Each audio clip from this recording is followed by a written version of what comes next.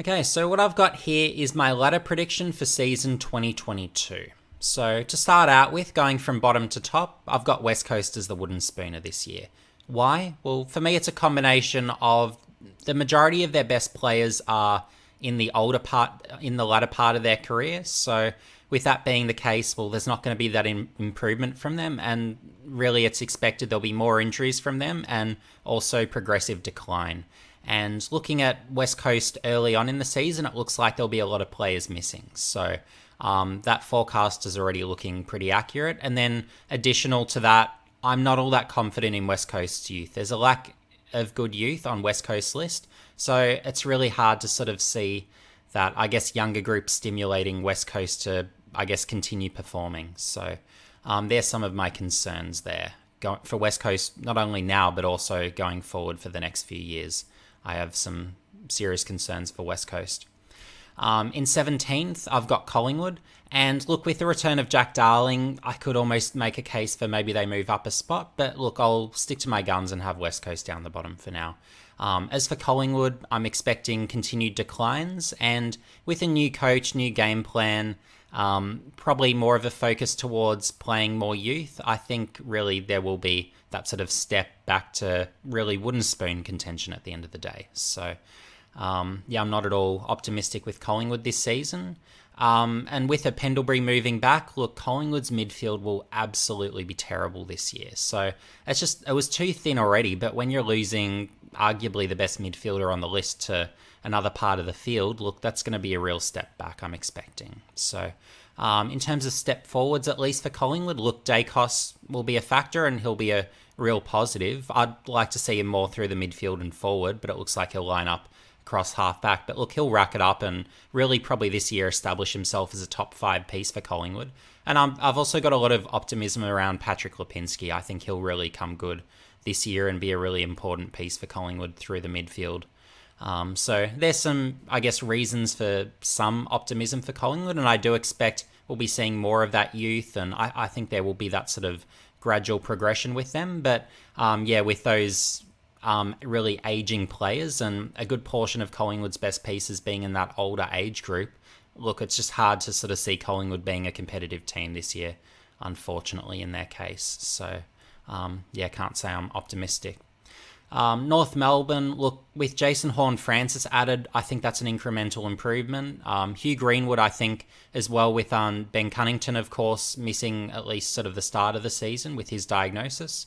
I think Greenwood will be a really important piece for North Melbourne. And ultimately with North Melbourne, why I prefer them over to a Collingwood and West Coast is with a Collingwood and West Coast, I think their midfields are really quite terrible now, just particularly with really an aging group. But with a North Melbourne, I actually look at their midfield as an area of overwhelming strength where you've got those younger names coming through, but you've also got the strength and depth through there. So given that, I'm really optimistic North Melbourne will take some more steps forward. But why I don't see that sort of meaningful improvement and why they're still in that wooden spoon contender category for me is simply their back half and front half respectively are still really poor. So look, maybe you put a Luke McDonald behind the play and that sort of further stabilises North Melbourne's defence, but they do need to really find those good pieces in defence. And likewise up forward, we need a bit more of an injection of real sort of quality to really see North Melbourne really push forward. And I'd say the same of the key position players. There needs to be a boost in terms of the key position players as well. And I could say very much the same of Collingwood. They need better key position players. Moving on to Adelaide, look, I think there'll be, again, as with these other teams, possibly some incremental improvements. So Josh Rochelle through the draft, fantastic. I think he's going to be really good. You've got Jordan Dawson, who will definitely be a big help for Adelaide. And you've also got that sort of core of youth that will continue to track in the right direction. So O'Reilly Thilthorpe, he'll keep developing, and I think he'll establish himself this year and sort of keep taking those steps in the right direction. So look, you've got some pieces at Adelaide where, look, they'll continue improving, but again, they're still in that really wooden spoon contender category where, probably a few more steps of improvement is required before they can really break out and become a good side. Hawthorn as well, they belong in this category. And a bit like, as could be said really of the Collingwoods and West Coast on this list, they've got a really ageing list where their best players are their older players and they're really getting on. What will help Hawthorn though, you've got obviously Sicily returning, so that's certainly a help, and you've also got Gunston returning. So again, big helps, really important pieces for Hawthorn to be getting back. And look, what Hawthorn have as well, and why I slightly prefer them to some of these other clubs, is I really like their youth. So they're starting to form a good core of youth, and you've got a Josh Ward through the draft who I think is really going to be sensational for Hawthorn. So it's funny, with all these 4 clubs, you might actually have the top 4 players from the Rising Star. So you've got some pieces really emerging for Hawthorn, but look, with the drop-off of the older guys, I don't really see it allowing Hawthorn to really make that jump this year. I think really that's going to be sort of a force that makes it a bit hard to overcome, I would suggest. And I also expect Hawthorn to really start pushing more youth into the senior team as well and really giving them more exposure. So with all these teams, really, it's just a development season, it feels like, at this point in time. And then you've got Gold Coast. So obviously with the injury of Ben King, that's really going to hurt them. That will mean basically they don't really have that number 1 forward target. So look, in that respect, it's a step back. But the step forward for the Suns I'm seeing is this. So through the midfield, getting Witts back firstly as a ruckman is tremendous. So he looked great during the Amy. That's a tick. You've got Noah Anderson, who's developing, and he looks like he'll break out and be a really good midfielder for the Suns. So he'll be one of their, you could call it, big 3 through there. Tuke Miller, of course, I think he'll roughly sort of maintain the level he played at last year, which was obviously tremendous. And then you've got Matt Rowell, who I think will be the difference maker and will basically mean Gold Coast will be probably a little better than these clubs, I could make a case, if I had to really sort of decide which is the better of these, I guess, not so impressive clubs at the moment. So, with Matt Rowell, he could be an All-Australian contender this year, and really a top Supercoach player, just because of that contested side where he'll have his games where he goes for 20 contested possessions in a game. So he just really wins it like anything. So, with that sort of force and power in there and that quality, and they've got enough in the way of young talent as well, where, look, it won't take too many young guys really taking that next step to really start to elevate Gold Coast up a few notches. So, but of course, will they develop? That's always been the question, and in a lot of cases, it just hasn't happened with a lot of the young Suns. So, I do have to sort of, I guess, have that level of caution in terms of the level of optimism I can realistically have with a team like the Suns. So, that's why I place them at 13th. So then moving on to the top 8 contenders. So these clubs I'm not necessarily as optimistic about, but I think they're genuine top 8 chances. But just given the strength of some of the other clubs, look, I do have a few ahead of them. So Fremantle, what I want to say about them firstly is in a few years' time, I think with the quality of their youth, I think they're going to be an exceptional team. So drafted really well last year, and really over a course of a few years there, they've got this really strong core of youth coming along. So give Fremantle a few years and I think they could even be premiership contenders. So watch out for them. But will it be this year though? That's more the question. So will Darcy stay healthy? Will Fife stay healthy? There's a few of those sort of question marks for me that make me a bit doubtful at this stage as to whether this is the year Fremantle make the jump. Maybe it's next year, maybe it's the year after, but certainly I like their long-term future outlook, and their youth is really impressive. So watch out for Fremantle in a few years is my strong suggestion. Carlton, look, the absence of Walsh through those early weeks will hurt, I believe, but what at least will help Carlton is their midfield looks better. So when you've got Cripps looking healthy finally for the first time in a couple of seasons and looking like he'll have a real impact through the midfield and really shoulder quite a lot of that ball winning load again, I think that'll be certainly a help. And then you've got Hewitt as well, who looks like a solid addition through the midfield. And then you've got Adam Chera, who I think really probably behind Walsh and Cripps will be that, number 3 midfielder if you want. And then obviously Hewitt will be that number 4. So I think with that more solid and competitive midfield, I think that'll make Carlton, certainly through there at least, a more competitive team. And I think their defence will be pretty stable, but probably in the front half more so. They need to, fully consolidate, and maybe through the ruck they could probably improve as well. So they're probably a touch off top 8, but look, they can genuinely contend, and maybe when Walsh is back, maybe Carlton look like they can genuinely make that jump.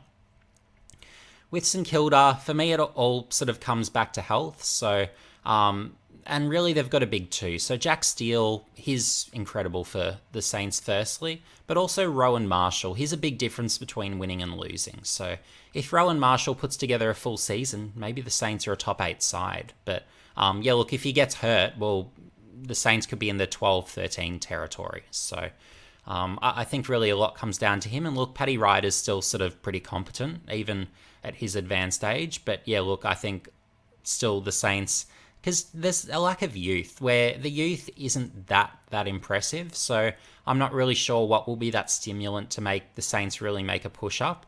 But yeah, on the other hand, look, I still think the Saints will be a competitive team, and it's really hard to see them really dropping into this bottom group unless there's injuries that I guess cause that to happen. So yeah, I'm expecting a pretty sort of middle-of-the-road, middling sort of season for the Saints where they'll be competitive. But yeah, I think they'll probably struggle against a lot of the better teams. Okay, and then I've got a top 8 caliber group. So Geelong, I've got just outside the 8 for now.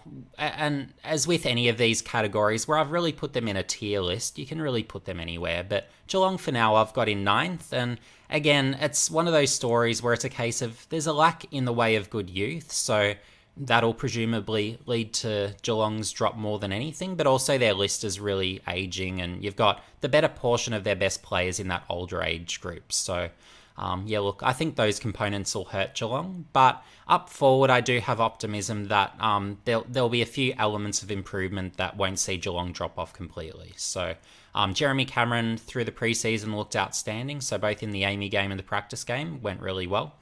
And then you've also got Tyson Stengel, who I think it's a case of right player for right club. I've been on record saying this before, but put Tyson Stengel on another list and I'm not sure he makes it. But on Geelong with Eddie Betts as a specialist coach, you've got a good club, good culture, well coached. They've been successful for a long time. So I think it's that right, I guess, opportunity for a Stengel to really have quite a good season. And in that practice match, well, of course, he kicked the 4 goals. So I think he'll be certainly a useful addition for Geelong up forward. But yeah, look, ultimately, I feel like their midfield is taking a step back where, look, Danger is aging. He's no longer that top 5 player in the comp. It doesn't feel like anymore. So yeah, I'm just not quite seeing that star power from a Geelong to be a certain top 8 team. But yeah, they're still a really strong team and really complete on paper. So yeah, look, they do have to have the respect of being a top 8 caliber team, but do they make the top 8? We'll have to see.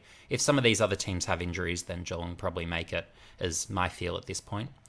GWS, yeah, look, I've got them just inside the top 8, and I think they'll be, again, quite competitive this year, but they're a bit of an unbalanced team is my main problem with the GWS. So through the midfield, they've got absolute ball-winning beasts, and I think as Stephen Coniglio, he's really going to take a step up this year and have a much better season. So there are going to be those elements of improvement for the Giants.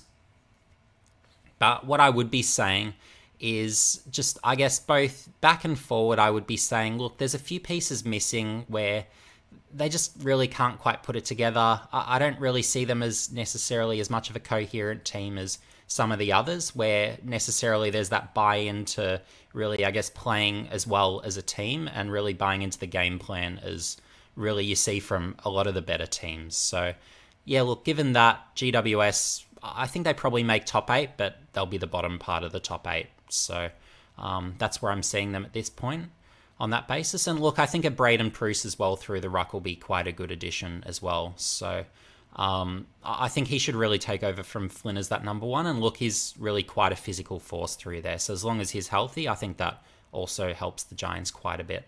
So he's another one to watch out for there.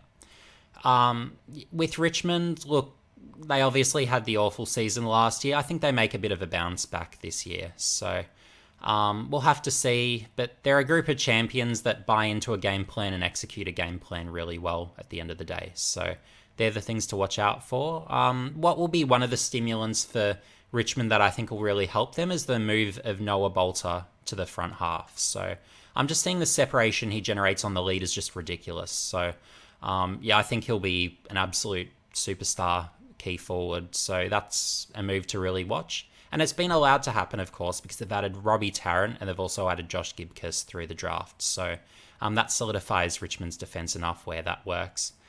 Basher Hooley retiring, well, of course, that's something, but I think probably a Hugo Ralph-Smith somewhat sort of takes the edge off that being a problem. So I still think Richmond will be fine in terms of, I guess, generating drive from defence. I think they'll still apply that pressure. But why I can't give Richmond, say, top 4 credit is their midfield is really quite weak. So, they just need some better pieces through there. You've got a Cochin who's aging. Dusty, he's aging. He's no longer that sort of top, whether it's 1, 2, 3 player in the competition. He's no longer that guy. So, and in terms of the youth as well for Richmond, look, they've got some young guys, but a lot of them just haven't really developed to expectations. So we really need to see a lot of Richmond's younger guys really make that next step for Richmond really to, if they want to be a top 4 team, that's really what it's going to take, I believe, this year. So, but I'm not going to make the assumption that youth will improve because more often than not, look, if they haven't improved for a number of years, typically they don't just suddenly break out from nowhere. So I will be somewhat cautious with my evaluation of Richmond based on that. But basically they're the one new addition to the top 8 for this year, if you want to call them a new addition given their success in years past. Essendon, look, I think they'll continue to take more steps forward. I think a Kelly in defence is quite a good addition. And I think really with their youth, I think we'll see a few more guys take steps. So seeing what Archie Perkins did through the preseason, I thought he was absolutely outstanding. So I think he's going to take a big step forward this year.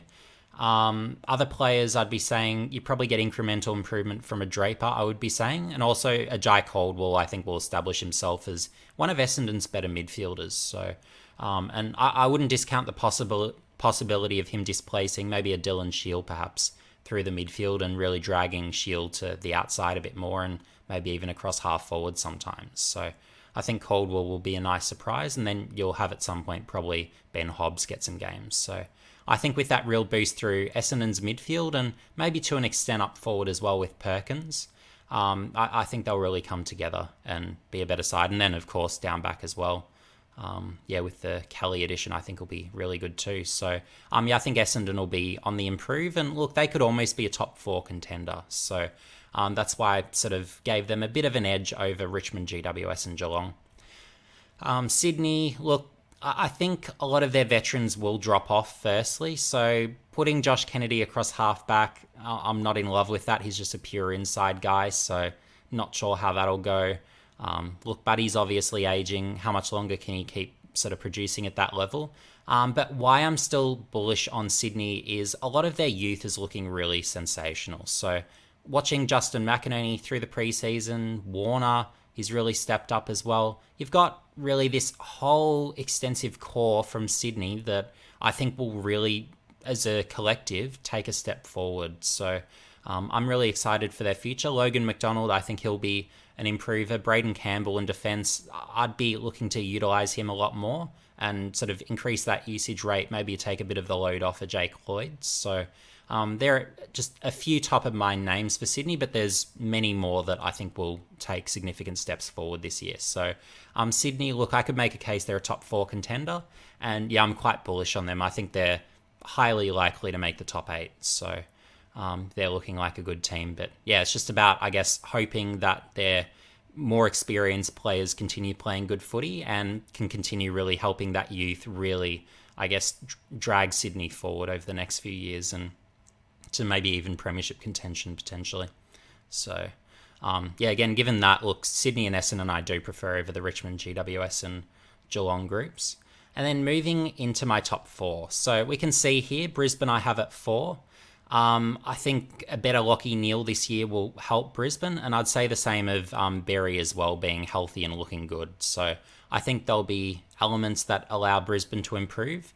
And with a Port Adelaide, why I'm comfortable having them at 3rd is you've got Butters, who I think is really going to have a breakout season through the midfield. So I think that'll help them tremendously, and I think Connor Rozee will have a better season as well. So you've got a few incremental improvements there.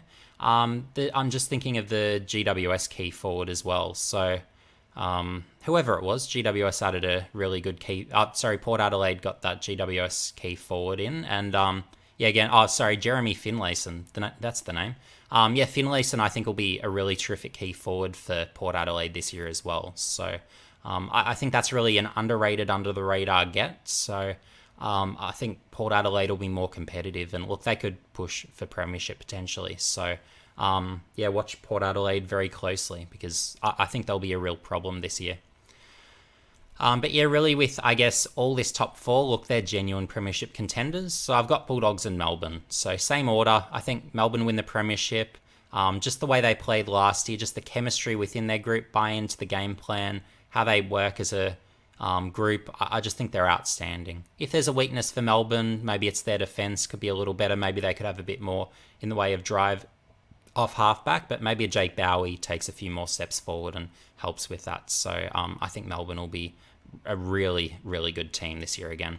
And Bulldogs at 2, look, the only thing that really holds me off saying they're the premiership team this year is probably through the ruck. Look, Tim English, I think, should take over as the number 1 ruck this year.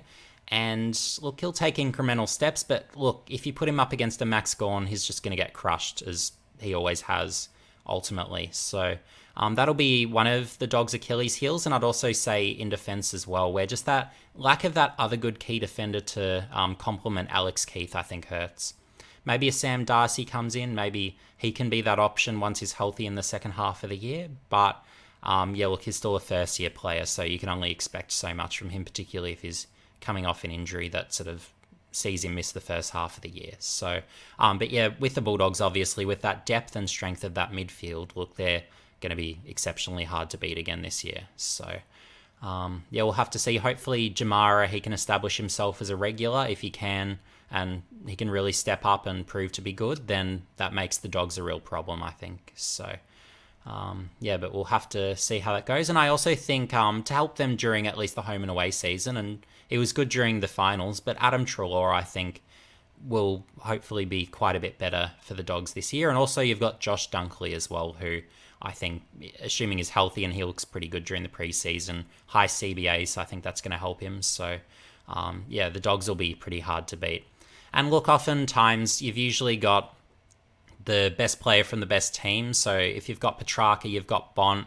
That's why I've sort of got them as the 1 and 2. And I think with Port Adelaide, the Butters factor, I think Butters will actually sort of almost join that conversation this year, perhaps with your Petrarcas and your Bonts. So, certainly keep your eyes peeled for him, because I think Butters as a midfielder will be an incredible problem, and I think he'll actually prove to be, from that 2018 draft cohort, probably the best of that group.